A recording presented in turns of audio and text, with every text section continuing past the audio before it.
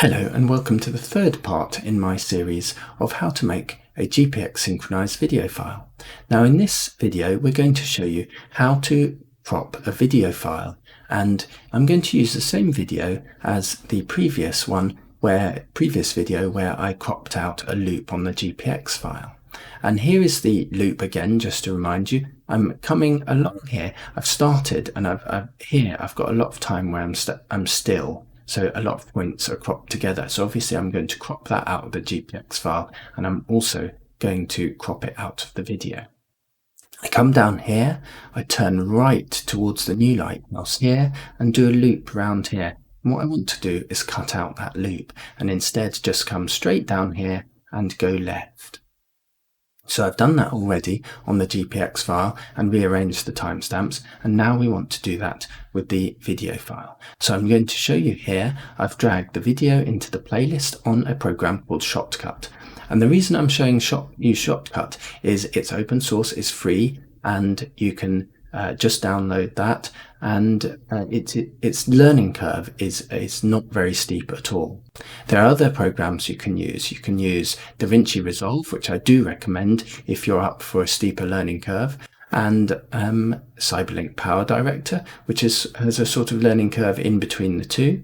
And you can also fiddle around with programs such as AVI-Demux and Lossless Video Cut. And I use all these programs really, but my main production is performed in DaVinci Resolve, but here is a really nice and easy start off. So we'll just pull that down to the timeline here. I'll just pop it to the beginning, and I'll just show you scrubbing through on AVI-Demux, because the scrubbing is much quicker on AVI-Demux. And so I'm just going to use the arrow key, and you can see I'm pressing the arrow key, and at the bottom left the counter is moving up, but I'm not moving. So I need to crop out this part of the video, and that's going to be around 8 seconds. So I'll show you how to crop that out. So next I want to show you where we're going to crop a section out of the video for the loop. So if I come down here, and I'm going to turn right up to the new lights. Now I want to crop out that loop there. So I'm going to start my crop somewhere around let's move back, somewhere around the minute, because I'm cropping out the first 8 seconds as well. So then I want to just go forwards on the timeline, and if I go back, you'll see that I'm coming back round this loop. So here we are, this is the end of the loop. So coming round here and down here, and I'm turning left. So that's around the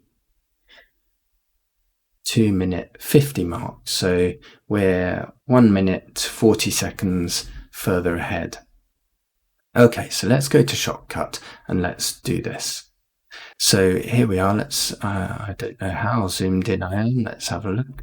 Fairly zoomed in. So if I just move across here and see where we're up, I'll just zoom out so things are a bit quicker. There we are. So that's the first 8 seconds over on this side. And what I can do is I use this icon here and split at the playhead, and I can just remove that, and it automatically fills this back. Some other video editors won't do that, and you'll have to drag it back. You can be more precise according to the length of your GPX file later on, but this is just a demonstration. I've just quickly chopped out 8 seconds. What I can do is chop out the end of the video just to show you. So I'm going to zoom out here and scoot to the end, and there we are. So here I've stopped in this lay-by just outside a pub, and we've got an extra bit of video here. So let's just... we are. Let's just go till we stop.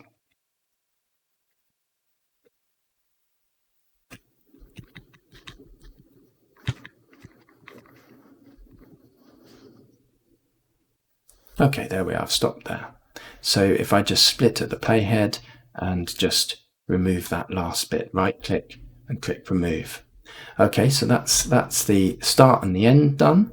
So then I want to move to where I want to remove the loop. So we're at about 102 here. I know that because it was 112 on a AVI Mux. I've cut out 8 seconds. So I want to go forwards and I want to choose a spot where I'm going to cut it. And actually here is a nice one. I've got a seam in the concrete here and I've got 3 stones here. So if I split at the playhead here, I can remove that last section. So now I've got the first section without the loop, and you can see it stepped backwards here. Now all video editors cut slightly differently, but here is just cut before that frame there. I'm going to drag the whole lot back onto this again.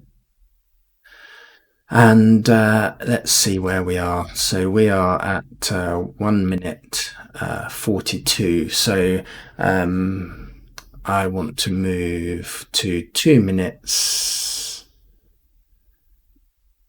50 something will be the start. So that's the start of my loop. So I'm turning off right towards the lighthouse. So, and I know it was 1 minute 40 seconds longer. So I'm at 3:03. So 4. Let's go here.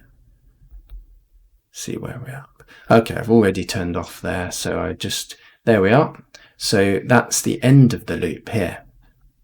So let's go forwards. Let's see if I can go forwards quickly enough, or I may have to just zoom in so I can click more precisely.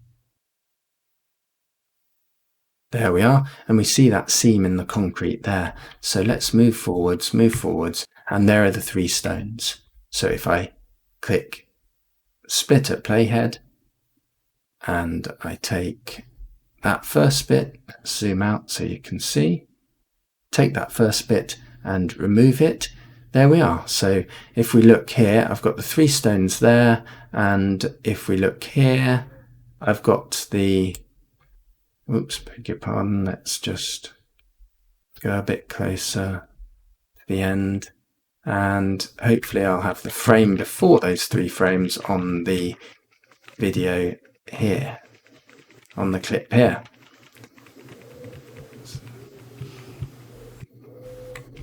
There we are, we've got the frame just before. You can see a little bit of gap there. So we've got the frame before and the frame at the cut point. And if I drag those together, I'm going to have a transition, just a simple cut from one clip to the other. Let's zoom in so I can show you the.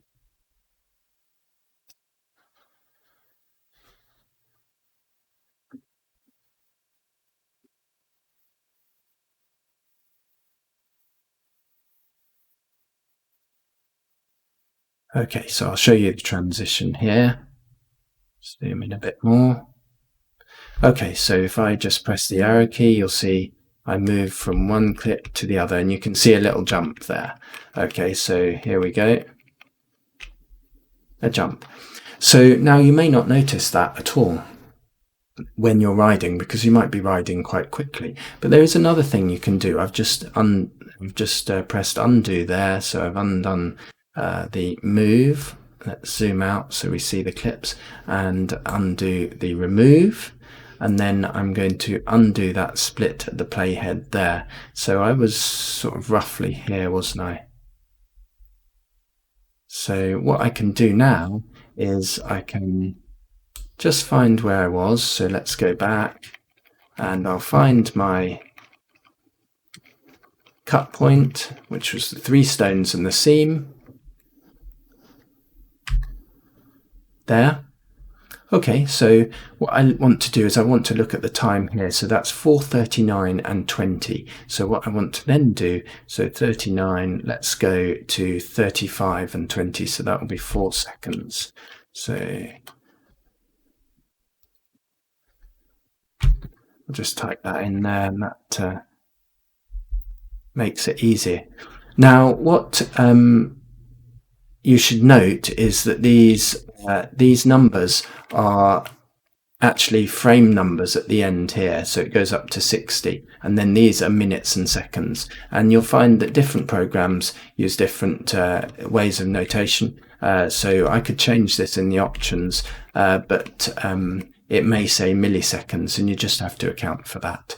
So here we are. So I'm 4 seconds before the cut point. So if I split at the playhead here and I just delete this, just remove that. So now I'm 4 seconds overlapping. So if I just bring that together and then I keep moving it across, so here we are, we're at -35.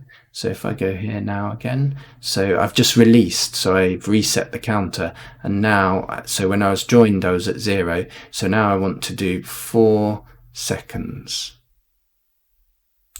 There we are. So I have a transition here. I'm going to plonk myself right on the transition and zoom in so I can show it to you.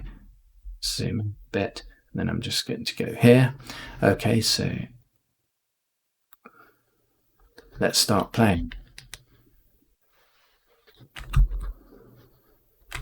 Let's just play with the play button. As we go, you can see it transitions, and it's a bit smoother, but you've got some ghosting happening there. So what I would recommend you do is choose the appropriate way of cutting and joining, cutting and splicing according to the video clips you have and the change between them. And you can actually get quite advanced with your transitions in DaVinci Resolve, for example, by using masking, so the sky can transition before the ground and so on. But I'll just show you how well this can work on Shotcut. So I've got 2 clips here, and this is actually a lap, a bets hanger, and I've got one clip which is the correct length, which is 6:15, so that's 6 minutes and 15 seconds, and then I've got another clip which I've actually cropped before, so I've got a bit of run-in before the start of the first clip. So what I'm going to do is use that 4 seconds extra on this clip here. So this 4 seconds overlaps with the end of this clip, just like we did previously. And I'm just going to move it over here and create a transition. So let's just zoom in so I can select a point close by and play that. So if I play that here, this transition is much less noticeable.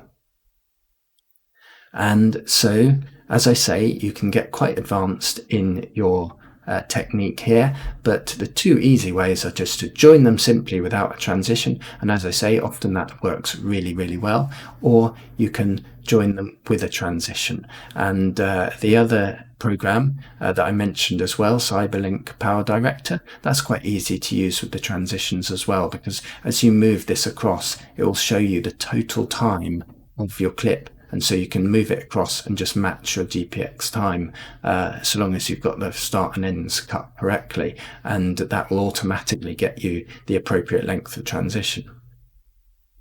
So there are more things you can do. You can play around with cropping your video on the export function of your camera. So here I've got the Insta360 Studio, so I could have cropped it already on this as I exported. You can play around with lossless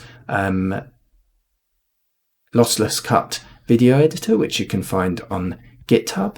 And one thing just to note, if you want to cut losslessly and cut very precisely, you want a video codec that doesn't have interframes. So how H.264 and H.265 work, they work by using iframes, p-frames and b-frames, and this is getting rather advanced. You can stop here if you wish.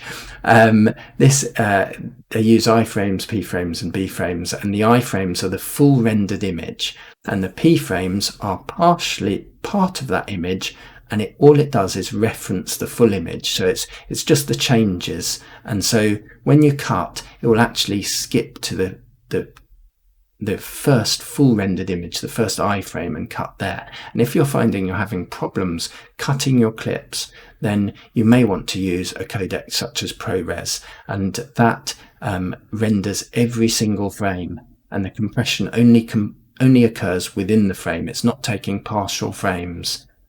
So that's one thing to bear in mind if you're coming up with some problems, but that's maybe for more advanced techniques. As it is, I would recommend starting with Shotcut here, sorry, I clicked on lossless cut here.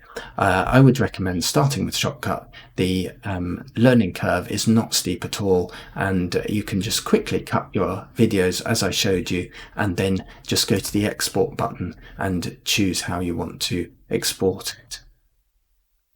So H.264 is a very sensible codec to start with, HEVC. So there you have it. Really easy way to cut your video files and then join them back together again. I hope this has been helpful. If it has, please like the video and also please do subscribe.